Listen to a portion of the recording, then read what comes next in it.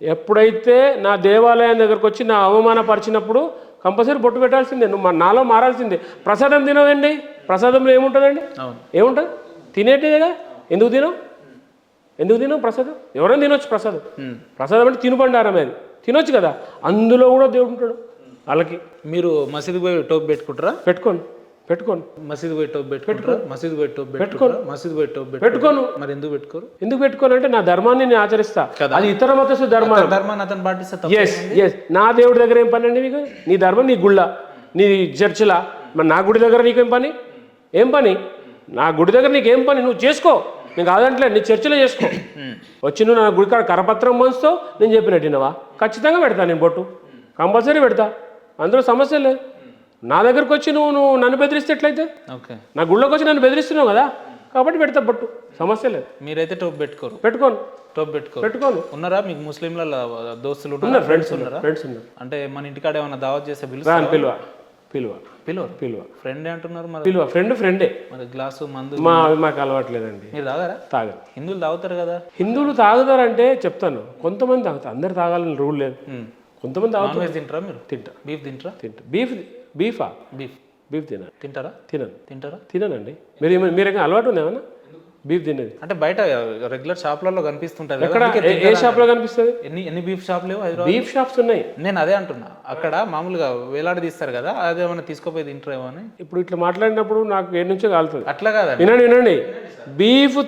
Beef గురించి మాట్లాడితే నేను చెప్తాను, వాళ్ళు తింటారు కదా ఆల్రెడీ. నేను అందుకే చెప్పాను, పాయింట్ 1 ఫస్ట్ చెప్తున్నాను నేను. బీఫ్ విషయంలో బీఫ్ అనేది దానికి మా బీఫ్ అంటేనే ఒక రకమైనటువంటి కోపం వస్తుంది. ఇక్కడ జరిగేది ఏంటంటే, నువ్వు తింటున్నావుగా నన్ను తినమంటావా అంటే అది ఎంతవరకు కరెక్ట్? మీరు బీఫ్ తింటారా అంటున్నారు, నాకు ఆనే శంకి పిరాంచింది. ఇప్పుడు వినండి, తింటారా అంటే మీకు తినే ఆలోచన ఉందా? నేను తినా అని చెప్పిన 3 సార్లు చెప్పినా, మీకు తింటారా అంటున్నారు, దమక్ ఖరాబ్ అయితే ఎట్లా ఇక. అయితే ఏం జరుగుతుందంటే, మరి మీ ముందే తింటే బీఫ్ వినండి, నా ముందు బీఫ్ తింటున్నారని మీరు ఒక మాట అన్నారు. బీఫ్ షాప్స్ ఉన్నాయి కదండి, పంది బురదలో పొరుతుంది, పంది బురదలో పొరుతుంది. అక్కడికి వస్తున్నా, పంది బురదలో పొరుతుంది, పంది మీద పోతే బురద పడుతుంది, పంది బయట ఉంటే ఎలగొట్టచ్చు, బురదలు ఉంది. బీఫ్ షాప్ పెట్టడం కారణం కూడా చెప్తా, చట్టంలో ఉన్న లుసుకులు. ఇలా చట్టాలు ఏం చెప్తున్నాయి? బీఫ్ తినొచ్చు అని చెప్తున్నాయి. బీఫ్లో మీరు ఇక్కడ వినండి, బర్రె అంటే తెలుసు కదా, బర్రె తర్వాత వీళ్ళు ఎద్దులు ఆవులకు వస్తారు, దాన్ని కూడా బీఫ్ అంటారు. ఇప్పుడు బీఫ్ అనేదాన్ని మటన్ అంటే ఒకటి, బీఫ్ అంటే ఒకటి ఉంది. అన్ని బీఫ్ అయిపోతాయా? ఇక్కడ బీఫ్ చేస్తున్నారు, ఆ బీఫ్ పేరు మీద ఎంత జరగాలంత జరుగుతుంది. అవి తట్టుకొని నిలబడమండి. ఇక్కడ వరకు వచ్చి నిలబడ్డామంటే మా ఓపికనే, ఇంకా ఇప్పటికి కూడా మా ఓపికనే. ఇప్పుడు నీకు ధర్మం చెప్పిందండి, బీఫ్ తినమని నీ ధర్మంలో చెప్పిందా? నువ్వు ధర్మాన్ని తప్పి పాటిస్తున్నావు, నీ ధర్మమే అది, నీ ధర్మమే. బీఫ్ తినమని ఎక్కడ చెప్పలేదు, ఖురాన్లో కూడా లేదు, లేదు. ఖురాన్ గురించి తెలుసు. ఉపేందర్ గారు, నేను ఏమంటానంటే, ముస్లిం అనేవాడు మందు తాగొద్దు, టీవీ కూడా చూడొద్దండి, చూడొద్దు. ఖురాన్లో రాసింది. నాకు ఖురాన్ గురించి అంత పెద్ద, మీకు కావాలంటే తెలుగు ఖురాన్ ఇస్తా. టీవీ చూడొద్దు, అప్పు ఇవ్వద్దు, అప్పు కూడా ఇవ్వద్దు, ₹1 కూడా అప్పుకు ఇవ్వద్దు. వాళ్ళు చాలా చట్టాలు చెప్తున్నాయి అట్లా. దొంగతనం చేయొద్దు, ఇంత మంచి చట్టాలు ఉన్నాయి. ఇప్పుడు అంతా రివర్స్ చేస్తూ మొత్తం ఇవాళ బీఫ్ తింటారా అంటే, బీఫ్ మన మీద చేసే దాడులు ఇవన్నీ. కొంతమంది హిందువుల మీద ఇప్పుడు కళ్యాణి బిర్యానీ పెడుతుంది సార్, ఊరు నుంచి వస్తున్నాడు పాపం, ఏం తెలియదు, ఆకలి అవుతుంది, తినాలి. మామూలుగా వేరే బిర్యానీ పోతే 300 కనిపిస్తుంది, 200 కనిపిస్తుంది, ఇది 150 ఉంది కదా అని తినేస్తాడు. తిన్నాక అర్థమవుతుంది కళ్యాణి అంటే ఏం తెలియదు. చూడండి ఇక్కడ ఏం జరుగుతుందో, కళ్యాణి పేరు మీద ఇలా మనల్ని మన హిందుత్వం మీద దెబ్బ కొడుతున్నారు. ఇప్పుడు ఊరు నుంచి వస్తాడానికి ఏం తెలియదు పాపం. ఇందాక ఒక మాట, వాళ్ళ ఖురాన్లో ఉన్న దానికి వ్యతిరేకంగా ఇప్పుడున్న ముస్లిం సమాజం పాటిస్తుంది. 100%లో ఒక 70% ఖురాన్కి వ్యతిరేకంగానే ఉన్నారు. ఇప్పుడు మన హిందువులంతా సనాతన ధర్మానికి వ్యతిరేకంగా లేరంటారా? ఉదాహరణకు ఎట్లా చెప్పాలి మీకు అంటే, ఒక గుడికి వెళ్తాం, మనం గుడికి ఎందుకు వెళ్తాం? దేవుని ఆరాధ్య దైవం కొలవడానికి వెళ్తాం, మనశ్శాంతి కోసం. అక్కడ ఏం జరుగుతుందండి చెప్పండి? ₹10 ఒక 10 నిమిషాలు మనం ఒక చెప్పులు పెట్టాలంటే చెప్పుల స్టాండ్కి ₹10 ఇవ్వాలి. కొబ్బరికాయ బయట దొరికే కొబ్బరికాయ ₹10 అయితే అక్కడ ₹30 దొరుకుతుంది. అగరబత్తి ₹5 అయితే ₹20 అంటారు. మరి దీన్ని ఏమంటారు? ఇది వ్యాపార కేంద్రంగా మార్చినటువంటి ప్రభుత్వాల గురించి మాట్లాడాలి మనం. అంటే దేవాలయాలు హిందువుల దగ్గరికి వచ్చేసరికి ఏమో ప్రభుత్వాలు ఇన్వాల్వ్మెంట్. ఎందుకు చెప్తా ఇక్కడ మీరు ఎందుకు మాట్లాడుతున్న సంగతి అది కూడా చెప్తా. దేవాలయాలన్నీ కూడా ప్రభుత్వ ఆధీనంలో ఉన్నాయి. దర్గాలు చర్చిలు ప్రభుత్వ ఆధీనంలో లేవు, ఇది గమనించాలి. ప్రభుత్వ ఆధీనం లేకపోతే మనం ఉండిలో వేసే పైసలన్నీ వాళ్ళకి ఎట్లా పోతున్నాయి? అక్కడికే వస్తున్నాం, ఆ పాయింట్కి వస్తున్నా. ఏదైతే ఈ రాజ్యాంగంలో రాజకీయ నాయకులు వాళ్ళ నిరుద్యోగ అడ్డాలుగా దేవాలయాన్ని వ్యాపార కేంద్రాలుగా మార్చారు వాళ్ళ సొంత లాభాల కోసము. ఇక్కడ వచ్చేటువంటి డబ్బునంతా తీసుకెళ్ళి మెజారిటీలుగా ఉండి మన డబ్బులన్నీ మన నమ్మకము దేవుడికి కానుకలేస్తాం. ఇవన్నీ కూడా ఏం చేస్తున్నారు, వీళ్ళు వెళ్ళి అన్ని మతస్థులకు చర్చిలకు పాస్టర్లకు జీతాలు ఇస్తూ ఉన్నారు. ఇదేంటయ్యా బాబు అంటే రాజకీయం చేస్తున్నారు. ఈ రాజకీయంలో సెక్యులర్ భావజాలన, హిందూగా ఉంటాడు సెక్యులర్ అని మాట్లాడుతూ ఉన్నాడు. ఓకే, సెక్యులర్ అంటే అర్థం ఏంటండి? మీకు ఏమైనా ఐడియా ఉంది? సెక్యులర్ అంటే కులాలకు మతాలకు అతీతంగా ఉండడం, కులాలకు మతాలకు అన్ని మతాలని సమానంగా అతీతం అంటే అందరూ సెక్యులర్ కంట్రీగా సార్. సెక్యులర్గా ఉన్నామా సార్? ఉన్నామని అనుకుంటున్నాను నేను. ఎట్లా అనుకుంటారండి? మసీదులు జరగాలేమో మీరు వదిలేస్తారు, దేవాలయాలేమో మీరు తీసుకుంటారు. సెక్యులర్ కంట్రీ ఎట్లా ఉందండి? మీరు చెప్పండి. సెక్యులర్గా ఉన్నామంటున్నారు కదా, ఎట్టున్నామండి? హిందువులను అణిచివేస్తున్నారు ప్రభుత్వాలు కూడా. ఈ ప్రభుత్వాలు కూడా హిందువులను అణిచివేస్తున్నారు. నువ్వు ఈ రాష్ట్రంలో, మన హిందూ దేశంలో మన పండుగ మనం చేసుకోవాలంటే పర్మిషన్ కావాలన్నా? ఇది ఎక్కడ రాజ్యాంగం అండి? నా పండుగ నేను చేసుకోవాలంటే పర్మిషన్ కావాలి. పండుగ లెక్క చేసుకుంటే ఇబ్బంది ఏం లేదు, కానీ పండుగ అంటే పండుగ అంటే అర్థం చెప్పండి సార్. పండుగ అంటే అర్థం చెప్పండి. పండుగ అంటే చెప్పండి. లేదు మీరు చెప్పండి సార్. పండుగ అంటే ఏందో చెప్పండి. నాకు తెలిసిన పండుగలు చాలా ఉన్నాయి, మీరు ఏ పండుగ గురించి మాట్లాడుతారో అర్థమవుతుంది. నేను పర్మిషన్ చేసుకునే పండుగల గురించి మాట్లాడుతున్నా, పర్మిషన్ తీసుకోవాల్సిన పండుగల గురించి. ఇవాళ నా ఆంజనేయ స్వామి శోభాయాత్ర చేసుకోవాలి. ఇవాళ రేపు వచ్చేటువంటి 12వ తారీఖు శోభాయాత్ర, ఆంజనేయ స్వామి శోభాయాత్ర జరుగుతుంది. ఎందుకు జరుగుతుందంటే ఆయన శ్రీలంకకు వెళ్ళి అమ్మవారి జాడ కనుక్కొని వచ్చినటువంటి యాత్ర, విజయ యాత్ర. ఆ యాత్ర చేసుకొని నీ పర్మిషన్ తీసుకోవాలన్నా? చెప్పండి. ఇది రాముడు పుట్టిన నెలనా కాదా? అవునా?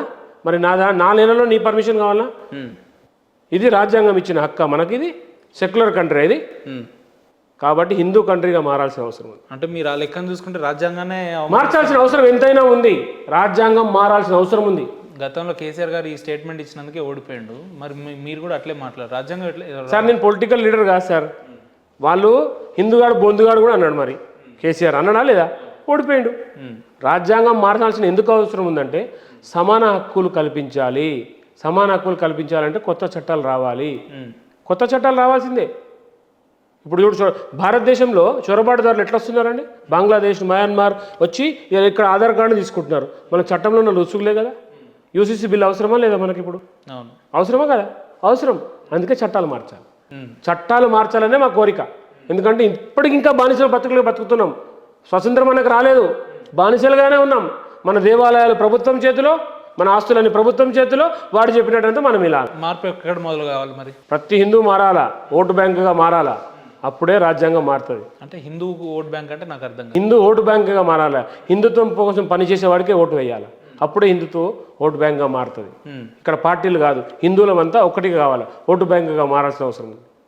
అప్పుడే మన రాజ్యాంగం వస్తుంది. అప్పుడు మన రాజ్యం వస్తుంది. అదే రామరాజ్యం. ఒక అజయ్ బాబు గారి పంచాయతీ ఇంత దూరం తీసుకొచ్చింది. నాకు తెలిసి 2 రాష్ట్రాల్లో ఈ 2 రోజుల్లో మీ పేరు తెలియని వాళ్ళు లేడనుకుంటా. ట్రోల్ చేస్తున్నారు, ఘోరంగా ట్రోల్ చేస్తున్నారు. ఆ పాలు కూడా ఈ మధ్య ఆయన ప్రపంచ దేశాలంతా కూడా తిరుగుతాడు కదా. ప్రపంచ శాంతి దూత అండి పాపం. మీరు అంత సింపుల్ గా ఆ పాలు అని చెప్పేసి. ఆ పాలండి, ఆ కామెడీ పీస్ అంటే ఇప్పుడు చెప్తున్నాను. కామెడీ పీస్ అని చెప్తున్నాను. ఏం పీస్ అంటే కామెడీ పీస్. ఆయన ఫోటో పెట్టి 10 మందిని చూడండి, వాళ్ళ ఫేసులు చూడండి. ఆయన ఫోటో పెట్టి 10 మంది ఫేసులు చూడండి. అట్లా మాట్లాడితే ఇంటి వరకు కూడా పోలేరేమో అనిపిస్తుంది నాకు. సమస్య లేదు సార్. ధర్మం కోసం ఎప్పుడే చావడానికైనా చంపడానికైనా కామెంట్ చేసినట్టున్నాడు కదా రేవంత్ రెడ్డి, రవీందర్ రెడ్డి ఇద్దరు ఒకటే అని. అది అందుకే నేను మాట్లాడుతున్నా. ఇప్పుడు అతను ప్రపంచ స్థాయిలో ఉన్నటువంటి వ్యక్తి రవీందర్ రెడ్డి కంప్లైంట్ చేస్తే రేవంత్ రెడ్డి అరెస్ట్ చేస్తాడా అని మాట్లాడాడు. అది మాట్లాడాల్సిన మాటనేనండి? అవును, తప్పేముంది. మీరు ఎట్లా మాట్లాడతారండి? రేవంత్ రెడ్డికి రవీందర్ రెడ్డి సంబంధం ఏందండి? అంటే రెడ్డి అంటే కులాన్ని తీసుకొస్తావా ఇక్కడ? అంటే రెడ్డి అంటే కులమేనా? కావచ్చు. మీరు రోజు ముఖ్యమంత్రి గారితో ఏమైనా మాట్లాడుతుండొచ్చు, ఎవరికి తెలుసు? మాకు తెలుసు. ఒక మాట మీకు చెప్తాను. ఇవాళ రెడ్డి అంటే ఇవాళ ఉన్నటువంటి వాళ్ళంతా రెడ్లే, అందరూ మాకు సంబంధం ఉంటుందా? రెడ్డిలు ఇప్పుడు ఉండండి. రేవంత్ రెడ్డి గారు ఉన్నారు కదా, మరి మాకెందుకు పండుగలకు పర్మిషన్ ఇస్తలేడు? సరే మా రెడ్డి అనుకుందాం, మా హిందువే అనుకుందాం, పర్మిషన్ ఇస్తలేడు కదా? ఇస్తలేడు. ఆయన డ్యూటీ ఆయన చేస్తున్నాడు. ఇక్కడ మా డ్యూటీ మేము చేసినాం. పోలీస్ డ్యూటీ చేసింది. నేను ఎఫ్ఐఆర్ 26 తారీఖు ఇచ్చా. వాళ్ళు కంప్లైంట్ చేసి ఎఫ్ఐఆర్ ఇస్తే వారం రోజుల తర్వాత ఎఫ్ఐఆర్ చేశారు. 3 తారీఖు రోజు చేశారు. అరెస్ట్ చేసింది 3 తారీఖు నైట్ టైం చేశారు. నేను ఇచ్చిన నా 3 తారీఖు 4 తారీఖు అరెస్ట్ చేశారని చెప్తున్నాడు. మరి తెలిసి చెప్తున్నాడు, కామెడీ పీస్ అనుకుంటే ఏమన్నా ఇంకా మాట్లాడేటప్పుడు కొంచెం అవగాహన మాట్లాడాలి. మనము ఒక స్థాయిలో మాట్లాడుతున్నప్పుడు ఎఫ్ఐఆర్ ఎప్పుడు జరిగింది, ఎప్పుడు కేసు అయింది, ఎప్పుడు అరెస్ట్ చేశారు చూడాలి కదా. మీరు ఏం చూడకుండా ఇప్పుడు ఎవరైతే పాస్టరు ప్రవీణ్ పగడాల ప్రవీణ్ ఉన్నాడో ఆయన విషయంగా ఇలా నోరు జారారు అందరు కూడా. హిందువులు దోషులు, హిందువులు మర్డర్ చేశారు, హిందువులు అని మాట్లాడు. ఇవాళ అందరి మీద కేసులు అవుతున్నాయి వాళ్ళ మీద రెడీ చేశాను నేను కేసులు. రేపు పెడుతున్న కేసులు ఎఫ్ఐఆర్ కాపీ రానివ్వండి, ఇది పోస్ట్ మార్టం రిపోర్ట్ రానివ్వండి, మేము పెడుతున్నాం కేసులు చూడండి. హైందవ సంఘాల ఐక్యవేదిక క్లియర్ కట్గా మొత్తం రాష్ట్రాల మీద ఎవడెవడు మాట్లాడాడు, ఏ పాస్టర్ మాట్లాడాడు అందరి మీద కేసులు పెడతాం, వదిలే సమస్య లేదు. ఓన్లీ పాస్టర్ల మీద వాళ్ళే మాట్లాడారు కాబట్టి వాళ్ళ మీద పెడతాం. వాళ్ళు ఏమంటారు అంటే ప్రవీణ్ పగడాల చచ్చిపోతే క్రైస్తవ సమాజం వచ్చింది, ముస్లిం సమాజం వచ్చింది, నిజంగా మీరు ఏం చేయకపోతే ఎందుకు హిందూ సమాజంలో ఉన్నటువంటి ఏ ఒక్క వ్యక్తి వచ్చి ఎందుకు ఆడ మాకు మద్దతు ఇవ్వలేదా? మాకేం అవసరం అండి, మా దేవుళ్ళని తిడుతుంటే మేము మద్దతు ఇస్తామా? నువ్వు పొద్దున్న లేస్తే మా దేవుడిని తిడతావు, మీరు దొంగలు, మీరు సైతాన్లు, మీరు ఇట్లా అంటే నేను పోయి నీకు మద్దతు ఇవ్వాలా? ఎక్కడ ఉంది మానవత్వం? చనిపోయిన గురించి అనొద్దు, కానీ అతను కూడా ఘోరంగా మాట్లాడాడు సార్. ఘోరంగా ఉన్న వీడియోలు చూడండి, మేము తర్వాత కొన్ని చూస్తే ఘోరంగా మాట్లాడాడు. ఇప్పుడు చూడండి కత్తి మ్యాచ్ చూడండి, వీళ్ళ అర్ధంతా సావులే వీళ్ళన్నీ. రాముడు ఎవడు కూడా చాలా కాలం బతకడు, అంతే సగంలోనే క్లోజ్, పూర్తి జీవం ఉండదు అలా. కేవలం మనోభావాలు దెబ్బతీసినని ఇచ్చారు తప్ప ఇంకొక మాట మీ మీద ఏం వినిపిస్తుందంటే అజయ్ బాబు అనే వ్యక్తి ఈ మధ్య కాలంలో బాగా ఫేమస్ అవుతుండి, ఇతని మీద కంప్లైంట్ ఇస్తే మనం కూడా అంతో ఇంతో ఎలివేట్ అవ్వచ్చు అనే ఉద్దేశంతో ఇచ్చిండని కొంత క్రైస్తవ సమాజంలో కొంతమంది మాట్లాడుతున్నారు. కామెడీ ఉందండి, ఇది చెప్తా వినండి ఉపేందర్ గారు, కామెడీగా చెప్తున్నా. ఇది వాడి మీద కంప్లైంట్ ఇస్తే నేను హైలైట్ కావడండి. నేను ఆల్రెడీ జాతీయ స్థాయి నాయకుడిని సార్, నిన్న మొన్న వచ్చినాడు. వాడి జీవితం అంతా నాకు తెలుసు, అజయ్ బాబు జీవితం అంతా నాకు తెలుసు. భరత్ నగర్ హైదరాబాద్లో లవ్ మ్యారేజ్ చేసుకున్నాడు అతను, తెలుసా? కాంగ్రెస్ మన వైఎస్ఆర్ పార్టీలో తిరిగాడు, స్టూడెంట్ వింగ్లో తిరిగాడు. తిరిగి తన్నులో కొట్టారు, పరిగెత్తించి కొట్టాడు. మన తెలంగాణ యాజిటేషన్లో తెలంగాణ వ్యతిరేక మాట్లాడితే పరిగెత్తి తన్నారు, తెలుసా మీకు? వాడిని చేసి నేను హైలైట్ అవ్వడం ఏంటండి? ఆఫ్టర్ ఆల్ ఆడు మా ముందు కాబట్టి ఆడి మీద కంప్లైంట్ ఇచ్చాం. వాడు చిన్నోడు కాబట్టి కంప్లైంట్ ఇచ్చాం. పెద్దోడైతే ఇంకో వేరేలాగా ఉంటుండే మా స్థాయికి సరిపోడండి. కావచ్చు వాళ్ళ క్రిస్టియన్ సమాజంలో పెద్ద పాస్టర్ కావచ్చు, పెద్ద వక్త కావచ్చు, అతను సార్ షార్ట్ పీరియడ్లో దేవుళ్ళని దూషించి ముందుకు వచ్చాడు సార్. మీరు చూడండి, ఇక ప్రతి ఒక్క పనికి మాలిన విధవ దేవుళ్ళని దూషించడమే పనిగా పెట్టుకొని హైలైట్ అవుతున్నారు. అటువంటి వాళ్ళ మీద కార్యాచరణలు ఉంటాయి, 100% ఉంటాయి. మేము వదిలే సమస్య లేదు. ఇవాళ దేవీ దేవతను కించపరిచిన ప్రతి ఒక్కడి మీద, ఎవడెవడైతే దేవుళ్ళని కించపరుస్తున్నారో వాళ్ళ మీద అయితే భవిష్యత్తులో ఉంటుంది కదా, 100% ఉంటుంది. నేను ఒక్కనే కాదండి, ఎందుకంటే మీరు చెప్పినట్టు వాస్తవంగా వాళ్ళు ఎలివేట్ అవ్వడానికి దేవుళ్ళని మధ్యలో పెట్టుకో అదే జరుగుతుంది సార్. మీరు గమనించండి, ఎంతసేపు ఎక్కడ ఎవరిని అనాలి అంటే దేవుడిని అనాలా అంటే హిందూ సమాజం అంతా కూడా మనకు వెంటనే రిఫ్లెక్ట్ అయిపోతుంది, నేను హైలైట్ అయిపోతా, అది జరుగుతూ ఉంది. కాబట్టి నేనేమంటానంటే ఎవడైనా హైలైట్ కావాలంటే దేవుళ్ళని వాడుకుంటున్నాడండి, మేము వాడుకోవట్లేదు వాళ్ళని, మేము వాళ్ళని ఆఫ్టర్ ఆల్ కిందనే పెట్టుకుంటున్నాం. ఇప్పుడు తెలంగాణ గవర్నమెంట్ నాకు ఐకాన్ అవార్డు కూడా ఇచ్చిందండి. తెలంగాణ ప్రభుత్వం ఐకాన్ అవార్డు ఇచ్చింది. ఎందుకంటే దేవాలయ పరిరక్షణలో నేను ముందుండి చూస్తున్నాను కాబట్టి ప్రభుత్వం గుర్తించి ఇచ్చింది. కానీ నాకు ఆ ప్రభుత్వంతో నాకేం లింక్స్ కూడా లేవు, నా పేరు ప్రకటించేంత వరకు కూడా నాకు తెలియదు. అంటే వాళ్ళు సెలెక్ట్ చేసుకున్నట్ల. కాబట్టి ఇక్కడ ఏమంటానంటే సార్, నాకు హైలైట్ కావాల్సిన అవసరం ఏం లేదు. Already icon award, Telangana icon award ఇస్తుంది నేను. వాడిని ఏదో పెట్టుకుని వాడి మీద కేసు పెట్టి నేను హైలైట్ అవ్వడం ఏంటంటే. చలో రైట్ రవీందర్ అన్న, పొద్దున్న లేస్తే హైందవ సమాజానికి వ్యతిరేకంగా పనిచేసే ప్రచారం చేసే వ్యక్తులు మిమ్మల్ని చూసిన తర్వాత కొంతవరకన్నా మార్పు వస్తుందని నేను అనుకుంటున్నా, మీరేమనుకుంటున్నారు? నేనేమంటానంటే సార్, ఏదైతే హిందువుగా మనం ఉన్నామో, హిందువు నిద్రపోతున్నట్టుగా నటిస్తున్నారు. నిద్రపోవట్లేదండి, నిద్రపోతే లేపొచ్చు మనం, కానీ ఇక్కడ నిద్రపోతున్నట్టుగా నటిస్తున్నాం. లేపడం కష్టం. జాగో హిందూ, జాగో అని 15 సంవత్సరాల నుంచి నేను పోరాడుతున్నాను.